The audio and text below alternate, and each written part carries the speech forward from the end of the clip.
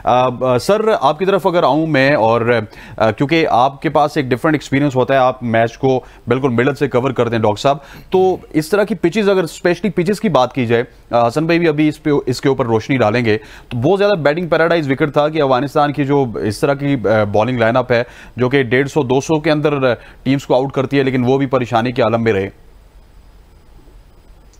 जी बिल्कुल 100% बिल्कुल सुहेल साहब, ये आपने एग्जैक्टली पॉइंट आउट ठीक बात की, क्योंकि अगर थोड़ा सा पीछे जाएं तो कॉन्टेक्स्ट जो पहले बांग्लादेश और अफगानिस्तान हो चुके हैं उसमें अफगानिस्तान 2-1 से जीता था रिसेंट पास में, जो उनकी वनडे सीरीज हुई थी बांग्लादेश के अंदर।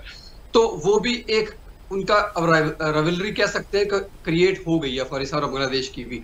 तो बांग्लादेश के अंदर वो एक रेजिलियंस भी थी किसी हद तक, और सेकेंडली ये कि उनको आइडियल कंडीशन मिली। जैसे आपने शुरू में कहा कि टॉस बहुत इंपॉर्टेंट फैक्टर है। इस तरह की विकेटों पर अगर टॉस जीतेंगे तो डेफिनेटली बॉल सीधी सीधी बैट पर आ रही है, तो उन्होंने 100% बैटिंग पे जाना ही जाना था। और अगर आप थ्रू आउट बैटिंग देखें तो बांग्लादेश बहुत शुरू में ही मैच ले गया था, क्योंकि 300 प्लस जब दो आउट है और आप 2 बंदे सेंचुरियन हो चुके हैं, तो मेरा नहीं ख्याल कि वहां से किसी भी सूरत में मैच उसकी तरफ यानी कि अफगानिस्तान की तरफ जा सकता था। तो बांग्लादेश ने एग्जैक्टली वही किया जो उनको करना चाहिए था। और सबसे बड़ी सपोर्ट जो, जैसे आपने कहा कि नीचे जब जरूरत पेश आई, जब वो उनके मेहदी हसन मिराज इंजर्ड होकर, क्योंकि यहाँ पे ह्यूमिडिटी का इशू है तो ये इंजरी तो बार बार आएगी, क्रैम्प्स पड़ेंगे, तो बाहर गया, तो जब मुशफिकुर रहीम आए और शकीबुल हसन आए तो उन्होंने वहीं से चार्ज लिया जहां पर मेहदी और शांतु ने छोड़ा था।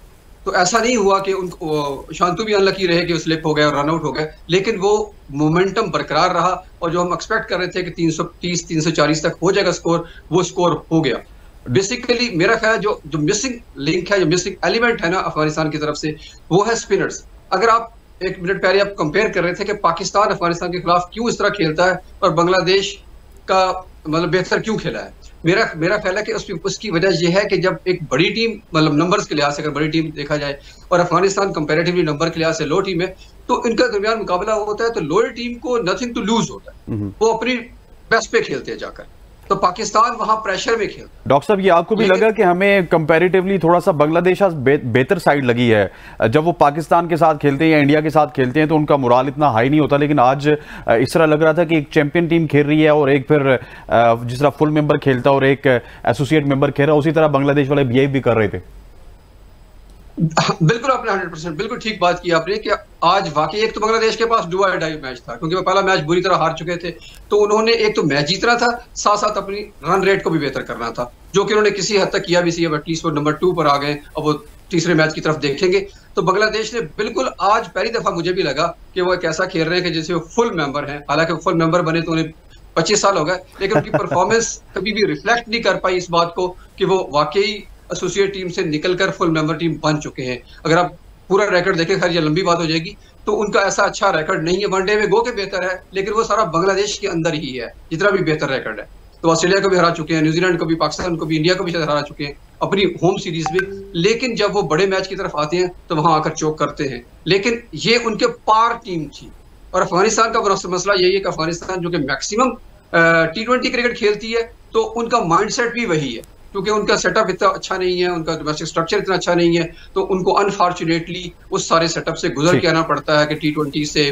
फिर उनका होम ग्राउंड नहीं है, कभी यूएई में खेल रहे हैं, कभी पाकिस्तान में खेल रहे हैं, तो होम सीरीज श्रीलंका में खेल रहे हैं, तो उनके लिए भी बहुत सारे ऑड्स हैं जिसको वो फिर भी उन सब से गुजर कर भी आकर इंटरनेशनल क्रिकेट खेल रहे हैं और कंपीट कर रहे हैं। सबसे अच्छी बात यह है। ठीक होगी मेरा ख्याल है कि हसन, अगर विकेट की बात की जाए तो मतलब पहले ही पता था कि लाहौर का विकेट है, रन्स तो लगेंगे, लेकिन ऐसी सुपरस्टार बॉलिंग को रन्स लगना, लेटर पार्ट में बांग्लादेश ने तो आउट किया, लेकिन वो राइटिंग ऑन द वॉल्स था, क्योंकि 50 ओवर में अफगानिस्तान की टीम इतनी अच्छी नहीं है, लेकिन मुजीब को विकेट ना मिलना, उस तरह से राशिद को विकेट ना मिलना, फिर 66 बड़ा सरप्राइजिंग है, बहुत सरप्राइजिंग है। और जिस तरह देखें कि डोमिनेट जो है फास्ट बॉलर्स कर रहे हैं अब तक, अगर एशिया में अगर देखें 10 विकेट लिए, नसीम शाह ने 4 विकेट्स लिए पिछले वहाँ पर, मगर पाकिस्तान की जो रेपुटेशन है वो बैटिंग में पिचेस में जिस तरह से ये वो उसका मैार थोड़ा सा जो है वो गिरता जा रहा है, मुझे लग रहा है जिस तरह से।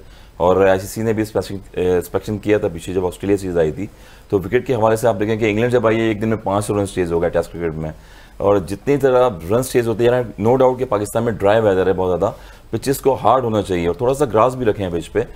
जब बैटिंग पैराडाइज पिच होता है तो वर्ल्ड क्लास प्लेयर्स जो हैं वो यहाँ पर नहीं आते आपकी कंट्री में। राशिद खान जैसे बॉलर्स हैं, स्पिनर में हमने देखा कोई ट्राई नज़र नहीं आ रहा था बीच में। इसके बाद शकीब ने भी ट्राई करा बॉल को, मगर कोई एक्स्ट्रा ऑर्डिनरी स्पिन नहीं हुई है। फास्ट बॉल का बॉल थोड़ा सा सीम हो रहा था, शुरू में नया बॉल था। अदरवाइज नेपाल के अगेंस्ट अगर आप देखें तो वहाँ पर भी जो है वो स्पिनर्स जो है नहीं चल सके। बैटिंग पैराडाइज पिच था, ऑलमोस्ट 150 रन इफ्तिखार ने किए, इन्होंने किए। मगर जब भी आप 4 मैचेस वेन्यू का पाकिस्तान में है तो इतनी ज़्यादा बैटिंग पिचेस नहीं होनी चाहिए, क्योंकि बॉलर भागना शुरू कर देंगे पाकिस्तान से। अगर लेट्स सपोज अफगानिस्तान और पाकिस्तान का मैच हुआ तो फिर तो वो स्पिनर वाला फैक्टर ही खत्म हो जाएगा। एग्जैक्टली खत्म हो जाएगा। मगर ये कि पास में याद होगा डेनिस ली और बड़े बड़े बॉलर्स पाकिस्तान आ चुके हैं, उन्होंने कहा कि हमने पाकिस्तान सीरीज में नहीं खेलना आगे। तो खुदा रहा आगे डोमेस्टिक आ रही है, आगे बहुत सारी क्रिकेट हमारी पाकिस्तान में आती है। तो पिचेस का मेयार अगर बेहतर होगा तो जितने बॉलर्स हैं और पिच बॉलिंग और बैटिंग सपोर्ट होगी तो वहाँ पर आपको कॉन्फिडेंस लेवल दोनों टीमों का अच्छा हो जाता है। यही प्रॉब्लम है कि 4 मैचेस यहाँ पर हुए हैं। कज़ाफ़ी की आउटफील्ड बहुत तेज़ थी नो डाउट, मगर जो स्क्वायर पिच पे नज़र आ रहा था मैं बिल्कुल ड्राई नज़र आ रहा था। इब्राहिम जब आए उन्होंने स्ट्रोक्स खेले, कवर ड्राइव खेले, एक्स्ट्रा कवर पे खेले, फिर उसके बाद 2 सेंचुरियाँ हो गई बांग्लादेश की तरफ से। तो ये एक सरप्राइजिंग चीज़ है कि आपको सपोर्टिंग पिच बनाना चाहिए जहाँ पर बाहर की टीमें आगे खेल रही हैं और बॉलिंग और बैटिंग को सपोर्ट करें वो।